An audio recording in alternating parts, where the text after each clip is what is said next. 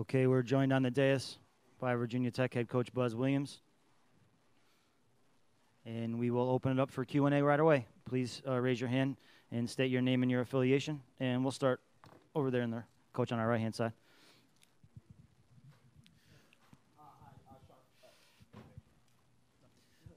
Good afternoon, Coach. Mike Tober from Spectrum News in Raleigh. When you guys played a month ago, it was obviously a very different team, both in the makeup of your team missing a player and them missing a player. How different does Duke look when they have Zion in the lineup, and how different are you now that Justin's back? It's hard to say. Obviously, we don't have evidence of it. When we played them, I think it was their second full game playing without number one. I think he's the best player in the country. I think Coach is the best coach ever in college basketball. But 2 games in, I don't know that schematically they had changed much. We played 12 games without 5. It's arguable, but I think he's really important to what we do. I know that's not the storyline today, but he has for sure made an impact in the progression of our program throughout his tenure, and we're very grateful that he's back. But it's hard to say what the difference is other than 2 teams have both added 2 really important cogs to their roster. Sean Haggerty, the Hoya here. 3 consecutive NCAA tournament appearances for you. First of all, how proud are you of this team? And also, what makes this squad different for you guys that gives you confidence and hope? Well, it's the first time that it's happened in 111 years at Virginia Tech. I think that it speaks to the character of our kids and how their parents raised them. I think it speaks to the work ethic of everybody in our program. It's a long way to go from 2-16 to the Sweet 16. The margin in our league, in my opinion, is as thin as any league in the country. And so you can improve and your results not necessarily show that. And so I think it's been gradual in some respects. I think it's been miraculous in many other respects. But I think the reason why we're still playing is because of who our guys are. So many people within our program that don't have a chance to be in front of the microphone. Our managers are just as important as our players. Our GAs are really important. Our student trainers are really important. So I think it's the collection of all of those people trying really hard and caring for one another regardless of what Twitter says. Sit down here with Adam. Adam Zagoria, how you doing? Zags, what's up, baby? How you doing, buddy? I believe there are 24 Canadians in the tournament when it started, including Nikhil and RJ. Yep. Can you just talk a little bit about how you first came to recruit Nikhil and just what you think about the overall growth of Canadian talent? It's exploded in my career. Jamie McNeely, who is the top assistant on my staff, was on the team as a player at University of New Orleans when I coached him. He's been with us ever since. And he was obviously an incredible piece to all of the Canadians we've signed. I know you saw Junior Cadogan play a lot of games in this building. So obviously Jamie's relationships in Canada are very important. Jamie's brother is a head coach of a university in Canada. So I'm kind of the third wheel in all of it. The one thing that I would say about Nikhil is recruited as one of the best players in the country, as he should have been. His high school coach is one of the best human beings I've ever been around.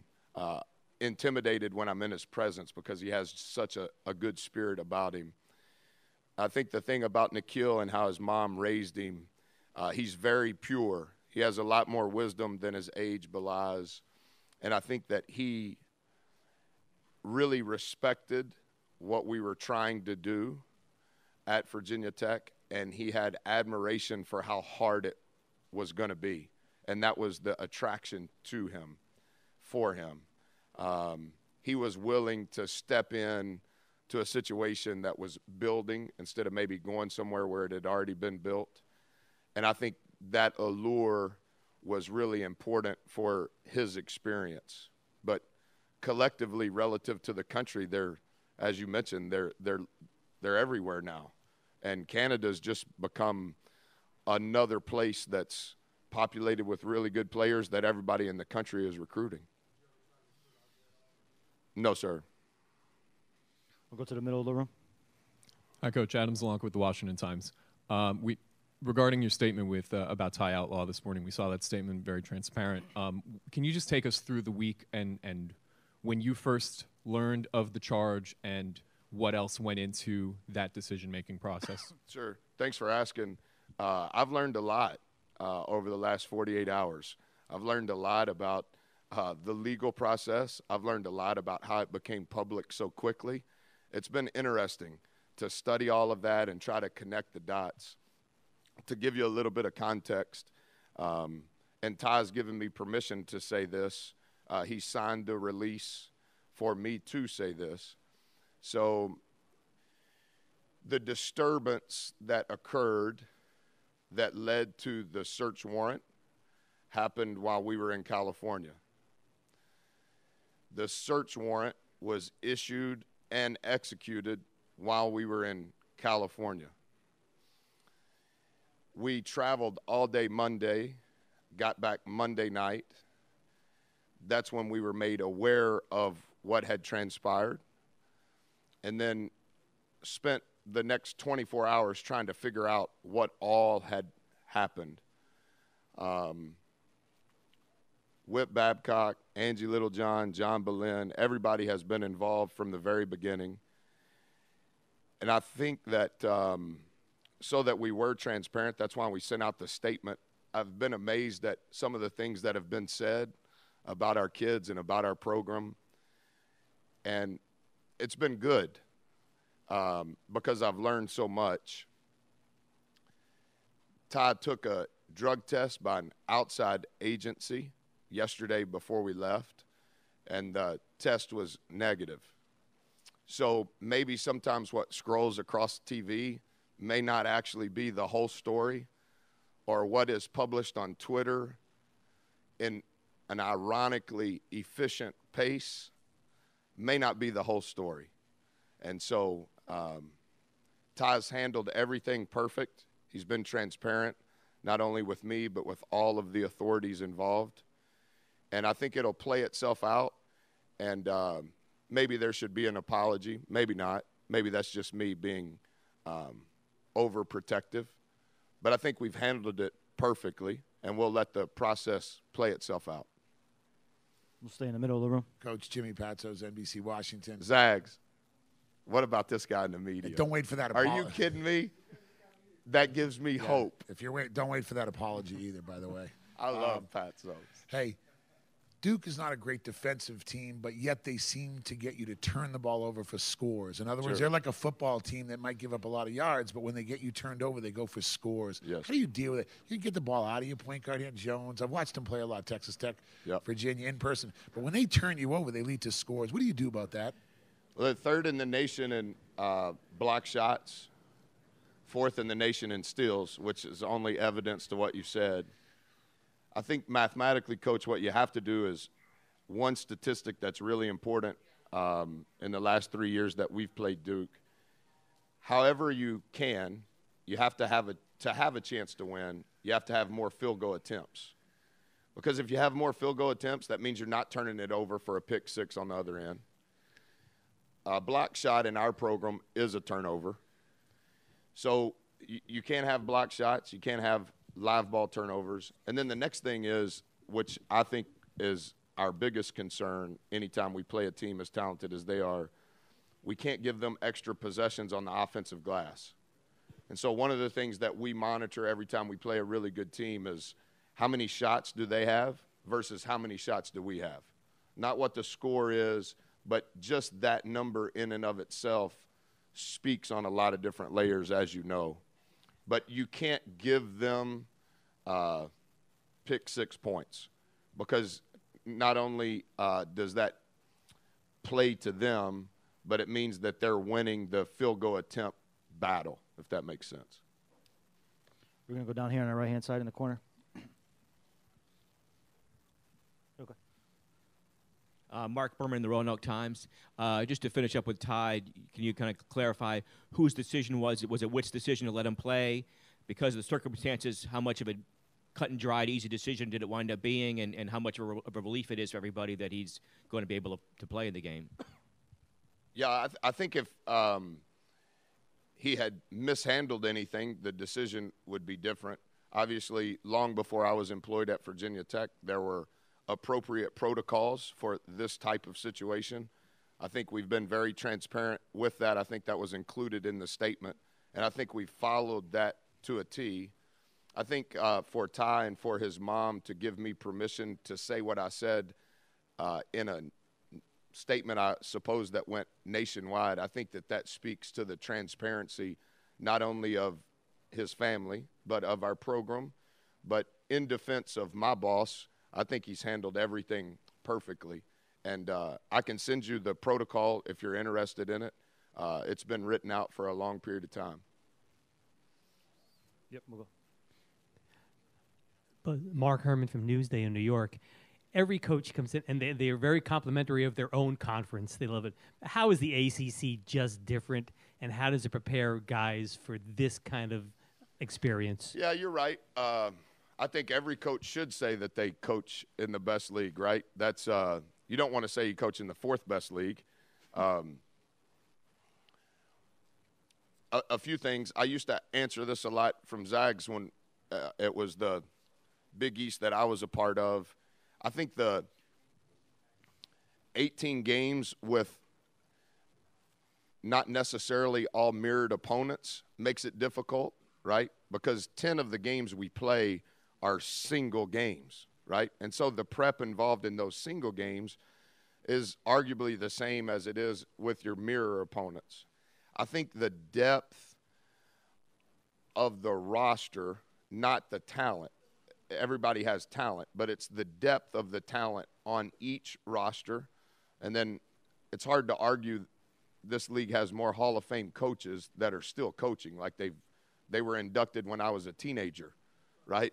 And they're still employed and winning national championships. I think the other thing, and I don't think that it's necessarily fair to coaches, but if you only looked at postseason NCAA tournament success, I think our league speaks to we've won more games in the NCAA tournaments, more national championships. I don't necessarily think that that's always fair because it's a one-and-done type situation, but it's hard to argue that this year 5 of the remaining teams are still from the league, and if you look at it in reverse, I think the success in our league kind of maybe helps add to we believe it's the best league in the country. We got time for two more. We're going to start right down here in the corner, and then we'll go back. Paul Woody, Richmond Times-Dispatch. Coach, good to see you. It's nice to see you. You guys send everybody. I haven't seen Barber yet. He's in Louisville. Oh, that must be where UVA is? I think it is. Yeah. He misses you. I know. I know. He and I are such close friends. Well, aside from that, Kerry Blackshear had a very nice offensive game last time you played Duke. What did you see going into that game that you thought would enable him to do that? Will he be able to do it again? And also, you shot very well inside the three-point line last time. Was that good shot selection? Was it just a good night? What happened there? Yeah, I think KJ has been. I think KJ, if you were to pinpoint one person or one player on why we're playing in this tournament, it would be hard to argue that his importance to our team in the 12 games that 5 didn't play, it was monumental. And I think his efficiency during those 12 games is as good as any player above 6'5" I've seen in a long, long time, whether he was on our team or not. Everything that we did during those 12 games, 99% of it was brand new.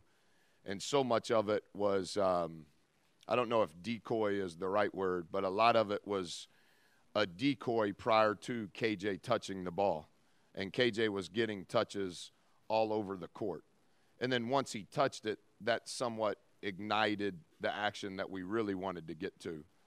And I think with each passing game, if you study statistically how our team did and how KJ did. With each passing game, his efficiency continued to improve. So obviously in that 12-game stretch, that was towards the end, and I think KJ was just playing at an incredibly high level. Does it translate to tomorrow? I hope that it does. And then to answer your second question on our field goal percentage from 2, we've been top 10 in the country all year long in Ken Palm offensively, and a lot of that, in my opinion, or a portion of that, is because of our efficiency inside the paint.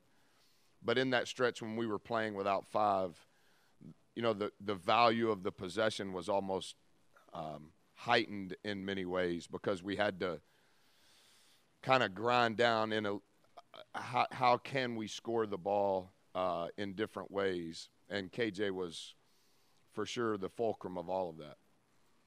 We'll take our last question from over there in the right-hand side. Coach Terrence Stroder, NBC Sports Washington. Yes, sir. How you doing? I'm good. How you doing? For Nickeil, how has he improved from his freshman year to his sophomore year since you've had him? It's been dramatic would be the easy answer.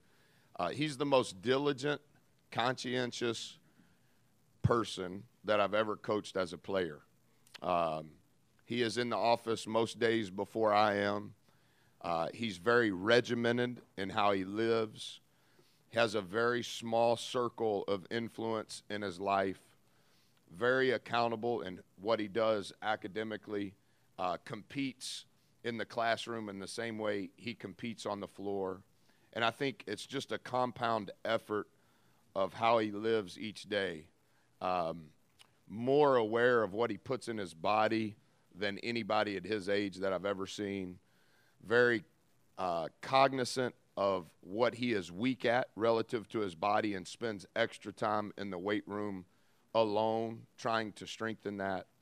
Spends an inordinate amount of time in the training room, not because he's rehabbing, but it's almost like prehab, where he's trying to strengthen his hams, stretch his hip flexors. He's just very, very aware.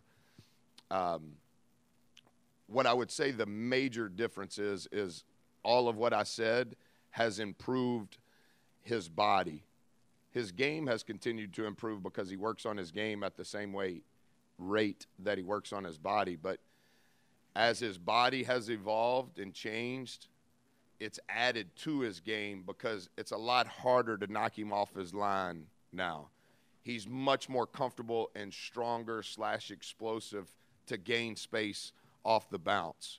And so I think it's just the compound effort of what he's done day after day. He was a part of the first 2 summer sessions prior to his freshman year and both summer sessions heading into his sophomore year. And he was at like 43% of his degree completed in that percentage of time. And he was just on campus every day. And he was doing those same types of that same type of effort in our facility as he was in study hall. And I think it's just the compound effort of that. Okay, Coach, you're all set. Thank you. Thanks. We'll be joined by the Virginia Tech student athletes Justin Robinson, Ahmed Hill, and Ty Outlaw in just a few minutes.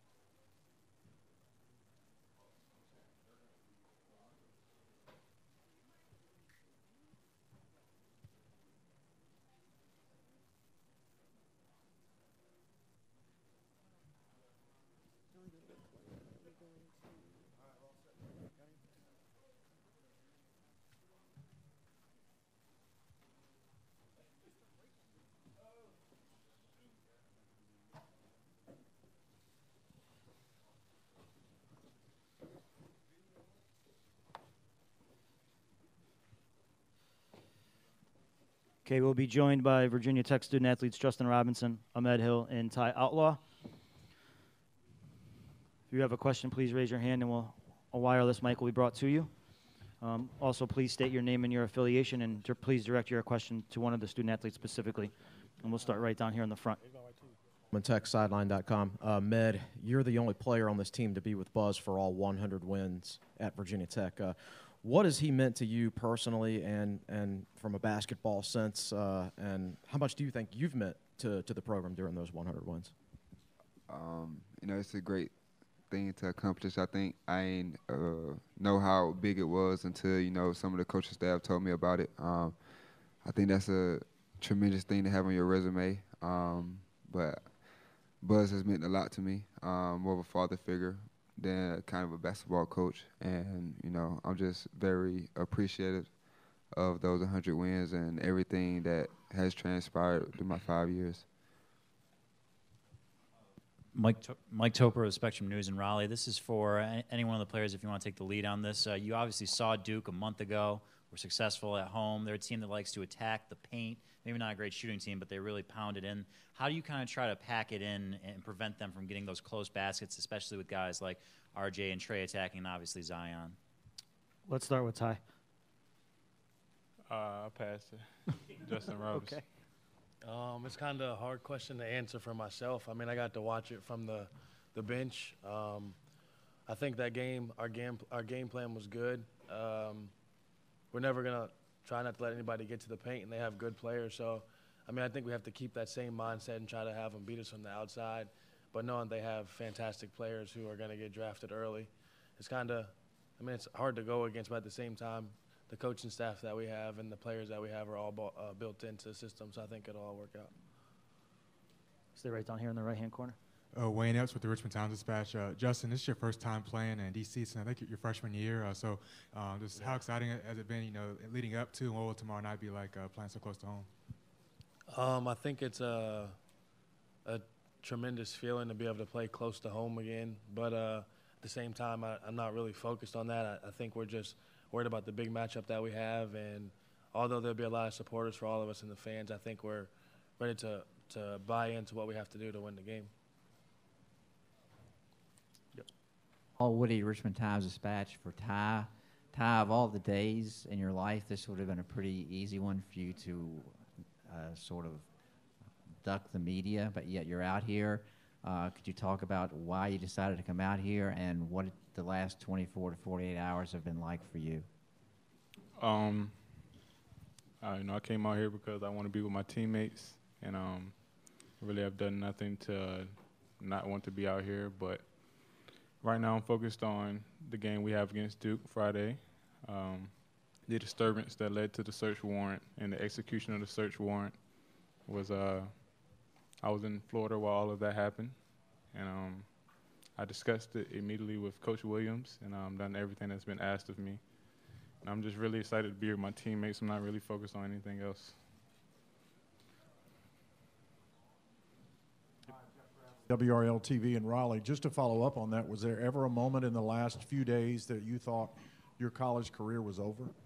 Not me personally. I'm sure everybody else outside the program might have thought that, but that's the reason why we follow protocols and the reason why, I trust in my coaching staff and Buzz Williams. We'll stay right in that row, Zach. For Ahmed, how different will this game be considering the game in Blacksburg? They didn't have Zion, you didn't have Justin. How much different will those two guys being in this game make this game? I think it'll be the same game, but just adding two different players. We added number one, Zion, and then you add in Justin Robinson, which are two great players, I think. But I think the game plan sticks the same. The high-level talent out there sticks the same, and, the intensity sticks the same. All right, we'll stay right in that row. Okay. I'm Brian Murphy with the News and Observer in Raleigh. Ty, the shot you hit against Duke late in that game, can you walk me through what the play call was, how open you were, and what you got out of making that shot and to put you guys ahead for good? To be honest, I wasn't there was no play call for me in particular, but I was in foul trouble. It was on the bench for a couple minutes. Got in with a minute and 30 left. I knew it was tied, but we ran a play. It came our way, and unconsciously I just shot the ball. You know, that's what I do naturally. And it went in, and I think I processed it afterwards that we were up and just wanted to get a stop to not let them get the lead back tied or take the lead at all. So wasn't meant for me to shoot. Just, you know, I was just an option on that play, and I think Beatty made the pass. You know, he just made the right play, and I knocked down the shot. Mark Berman, the Roanoke Times, for Ty and Med. When you played Duke the last time, they turned the ball over 12 times, and they only made 7 threes. What do you kind of need to bottle from that game defensively to kind of have a similar result tomorrow? And how worried are you that with Zion now, how much difference is going to be in terms of trying to keep him out of the paint, like the game plan last time? Our game plan is still the same. Yeah, he's a tremendous player, but you know, it is what it is. We're gonna not let the ball get in the paint, make him shoot long contested threes, and force turnovers. We're gonna limit our turnovers and get great shots. Ty. That's it. Same thing. We'll start right down here in the ring. Ty and Ahmed, in the game against Duke last month, Kerry was key in that win. Just how big will he be tomorrow night? How big part of it, out of the game plan heading to tomorrow night will Kerry be? You know, he's a big inside presence for us, and I think when he's a threat on the inside, it frees up everybody else to do our job easier. And I don't think we can win any game without him, really. We need everybody on the floor, and he's just another major part that we need. Stay right in that area. This one's for Justin. This is kind of, the Sweet 16 is an uncharted territory for this program for Virginia Tech. Duke, has been there a multitude of times. How do you guys go into Friday and try to, I guess, prevent the moment from getting too big or try to quiet some of that outside noise as you make, first Sweet 16 in a long time? I think we have a very mature group. I would say the second round was the second game was unfamiliar territory for us too, but I think we handled the situation well, and I think that's kind of how we're going to handle this moment. It's another game against another good opponent with great players, so I just think overall we have to handle the moment the right way and just be ready for what's to come. And I think we got time for one more right there in the middle.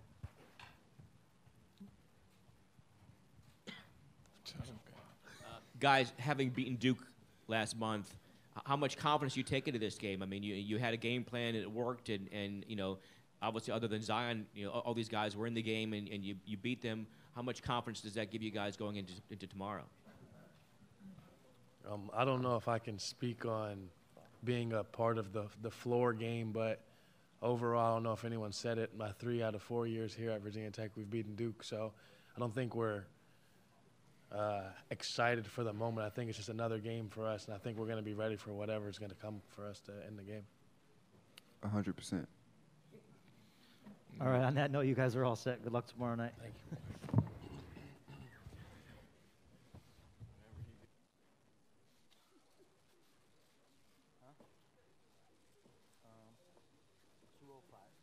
Duke student athletes first. 2 o'clock.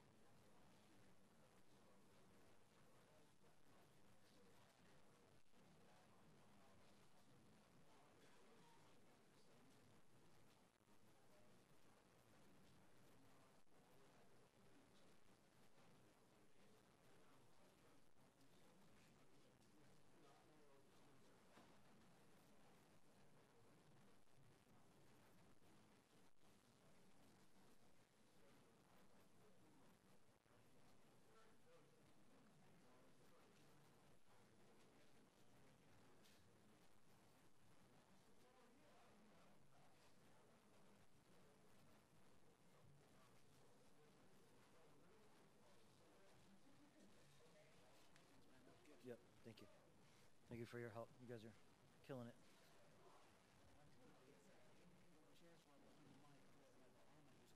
Yeah, lean in a little bit, yeah.